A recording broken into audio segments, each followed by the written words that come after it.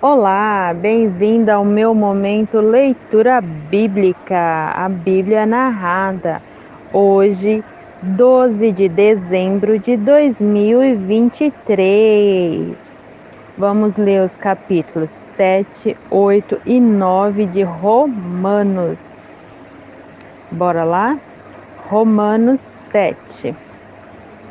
Meus irmãos, vocês todos podem compreender muito bem o que vou dizer. Vocês conhecem as leis e sabem que elas só têm poder sobre uma pessoa enquanto essa pessoa está viva. Por exemplo, a mulher casada está ligada pela lei ao marido enquanto ele estiver vivo. Mas se ele morrer, ela estará livre da lei que a liga ao marido. De modo que, se ela viver com outro homem, enquanto o marido estiver vivo, ela será chamada de adúltera. Mas, se o marido morrer, ela estará legalmente livre e não cometerá adultério se casar com outro homem. O mesmo acontece com vocês, meus irmãos. Do ponto de vista da lei, vocês também já morreram, pois são parte do corpo de Cristo, e agora pertence a Ele que foi ressuscitado para que nós possamos viver uma vida útil no serviço de Deus. Pois, quando vivíamos de acordo com a nossa natureza humana, os maus desejos despertados pela lei agiam em todo o nosso ser e nos levavam para a morte. Porém, agora estamos livres da lei porque já morremos para aquilo que nos mantinha prisioneiros. Por isso, somos livres para servir a Deus, não da maneira antiga, obedecendo à lei escrita, mas de maneira nova, obedecendo ao Espírito de Deus. O que vamos dizer então? Que a própria lei é pecado? É claro que não, mas foi a lei que me fez saber o que é pecado, pois eu não saberia o que é a cobiça se a lei não tivesse dito: não cobice. Porém, o pecado se aproveitou desta lei para despertar em mim todo tipo de cobiça. Porque se não existe a lei, o pecado é uma coisa morta. Pois houve um tempo em que eu não conhecia a lei e estava vivo. Mas, quando fiquei conhecendo o mandamento, o pecado começou a viver. E eu morri. E o próprio mandamento que me devia trazer a vida me trouxe a morte. Porque o pecado, aproveitando a oportunidade dada pelo mandamento, me enganou e por meio do mandamento me matou. Assim, a lei vem de Deus e o mandamento também vem de Deus. Diz o que é certo e é bom. Então, será que o que é bom me levou à morte? É claro que não. Foi o pecado que fez isso. Pois o pecado, usando o que é bom, me trouxe à morte para que ficasse bem claro aquilo que o pecado realmente é. E assim, por meio do mandamento, o pecado se mostrou mais terrível ainda. Sabemos que a lei é divina, mas eu sou humano e fraco e fui vendido ao pecado para ser escravo. Eu não entendo o que faço, pois não faço o que gostaria de fazer. Pelo contrário, faço justamente aquilo que odeio. Se faço o que não quero, isso prova que reconheço que a lei diz o que é certo. E isso mostra que, de fato, já não sou eu quem faz isso, mas o pecado que vive em mim é que faz. Pois eu sei que aquilo que é bom não vive em mim, isto é, minha natureza humana, porque mesmo tendo dentro de mim a vontade de fazer o bem, eu não consigo fazê-lo. Pois não faço o bem que quero, mas justamente o mal que não quero fazer, é que eu faço.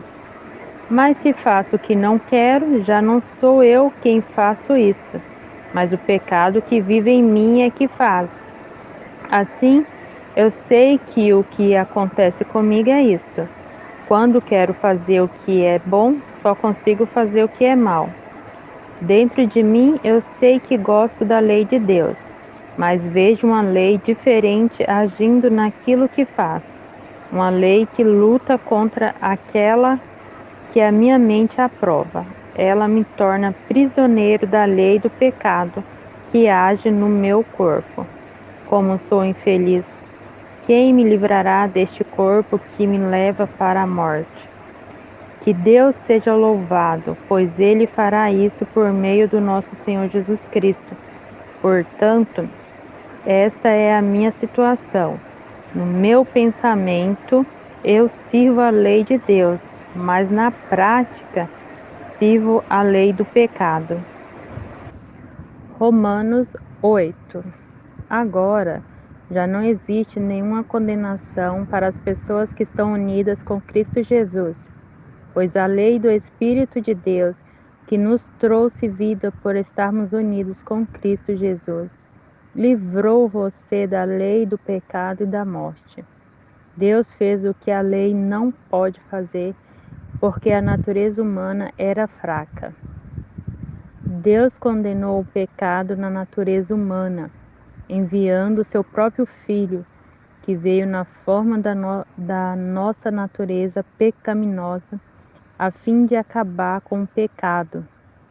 Deus fez isso para que as ordens justas da lei pudessem ser completamente cumpridas por nós, que vivemos de acordo com o Espírito de Deus e não de acordo com a natureza humana. Porque as pessoas que vivem de acordo com a natureza humana têm a sua mente controlada por esta mesma natureza. Mas as que vivem de acordo com o Espírito de Deus têm a sua mente controlada pelo Espírito. As pessoas que têm a mente controlada pela natureza humana acabarão morrendo espiritualmente, mas as que têm a mente controlada pelo Espírito de Deus terão a vida eterna e a paz.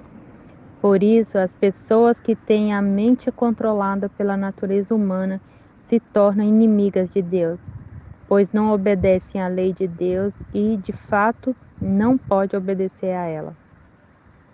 As pessoas que vivem de acordo com a sua natureza humana não podem agradar a Deus.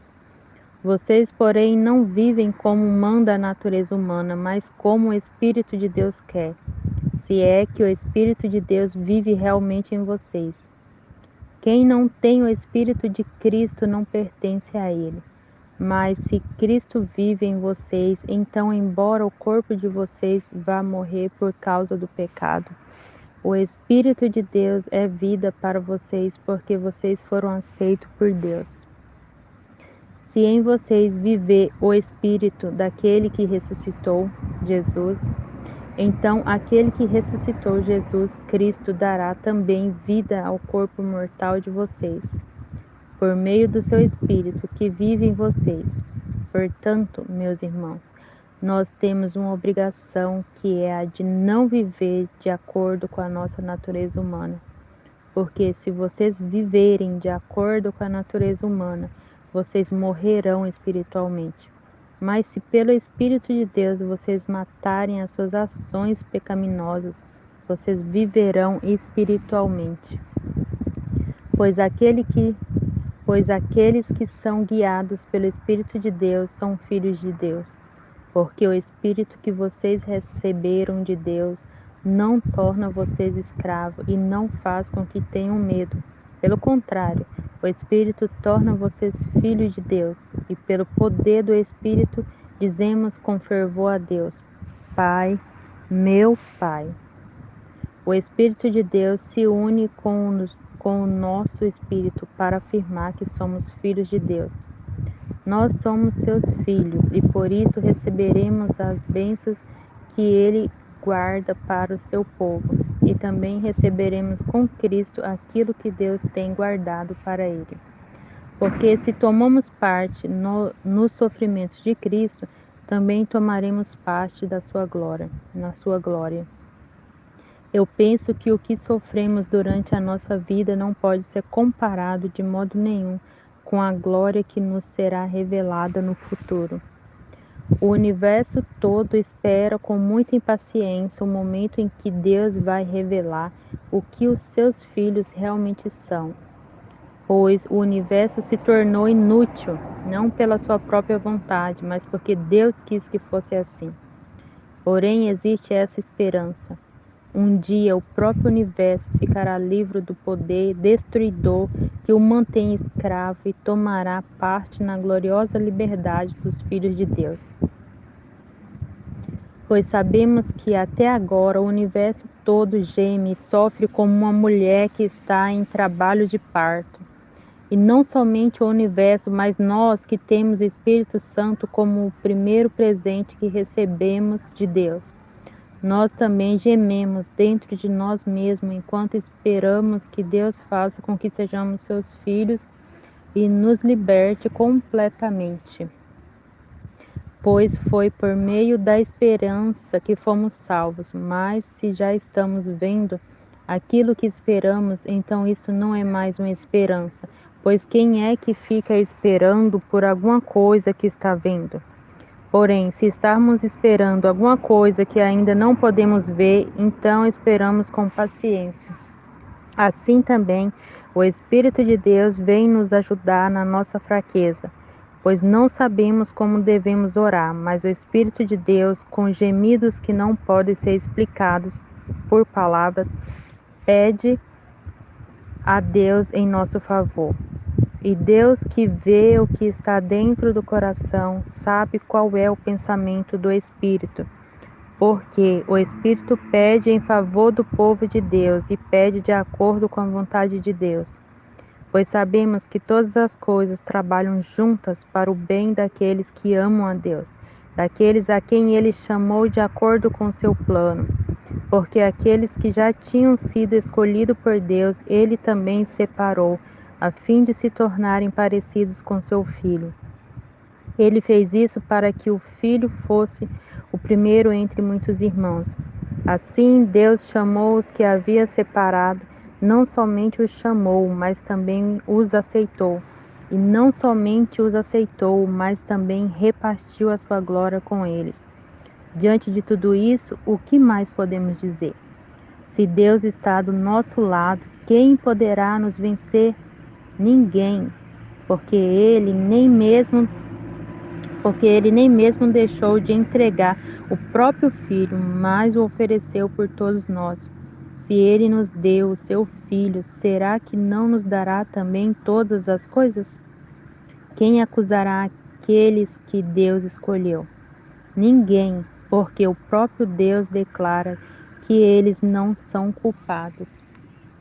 Será que alguém poderá condená-los? Ninguém, pois Cristo Jesus, quem morreu, ou melhor, quem foi ressuscitado, está à direita de Deus, e ele pede a Deus em favor de nós. Então, quem pode nos separar do amor de Cristo? Será os sofrimentos, as dificuldades, a perseguição, a fome, a pobreza, o perigo ou a morte? Como dizem as Escrituras Sagradas, por causa de ti estamos em perigo de morte o dia inteiro. Somos tratados como ovelhas que vão para o matadouro.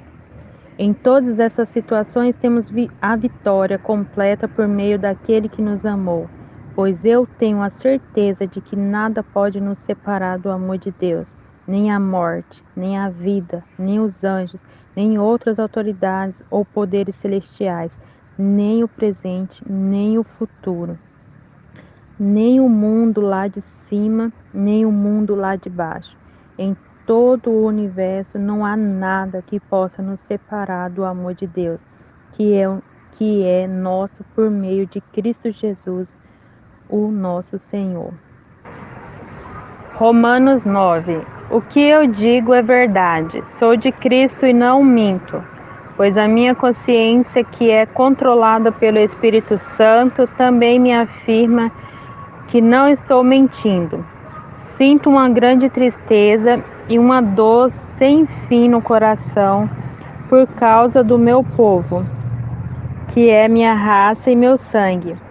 Para o bem desse povo, eu mesmo poderia desejar receber a maldição de Deus e ficar separado de Cristo.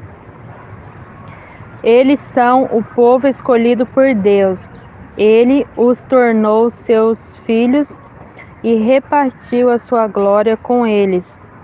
Deus fez suas alianças com eles e lhes deu a lei, a verdadeira maneira de adorar e as promessas. Eles são descendentes dos patriarcas e, como ser humano, Cristo pertence à raça deles. Que Cristo quer é o Deus que governa todos, seja louvado para sempre. Amém. Eu não estou dizendo que a promessa de Deus tenha falhado. De fato, nem todos os israelitas fazem parte do povo de Deus.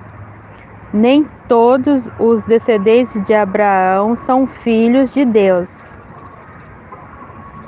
Pois Deus disse a Abraão: por meio de Isaque é que você terá os descendentes que eu lhe prometi. Isso quer dizer que os que são considerados como os verdadeiros descendentes de Abraão são aqueles que nasceram como resultado da promessa de Deus e não os que nasceram de modo natural.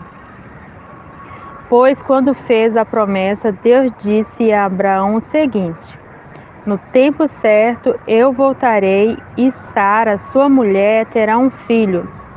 E mais ainda, os dois filhos de Rebeca tinham o mesmo pai, o nosso antepassado Isaque.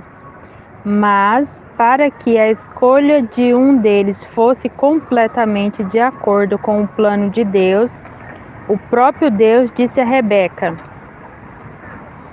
o mais velho será dominado pelo mais moço. Disse isso antes de eles nascerem e antes de fazerem qualquer coisa boa ou má.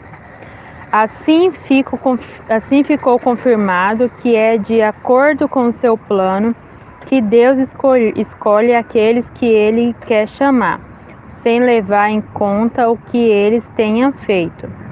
Como dizem as Escrituras Sagradas: eu escolhi Jacó, mas rejeitei Esaú. O que vamos dizer então? Que Deus é injusto? De modo nenhum, pois Ele disse a Moisés: terei misericórdia de quem eu quiser, terei pena de quem eu desejar. Portanto, tudo isso depende não do que as pessoas querem ou fazem, mas somente da misericórdia de Deus.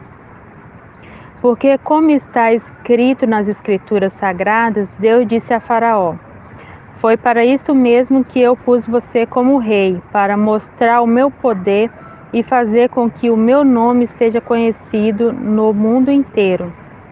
Portanto, Deus tem misericórdia de quem Ele quer e endurece o coração de quem Ele quer.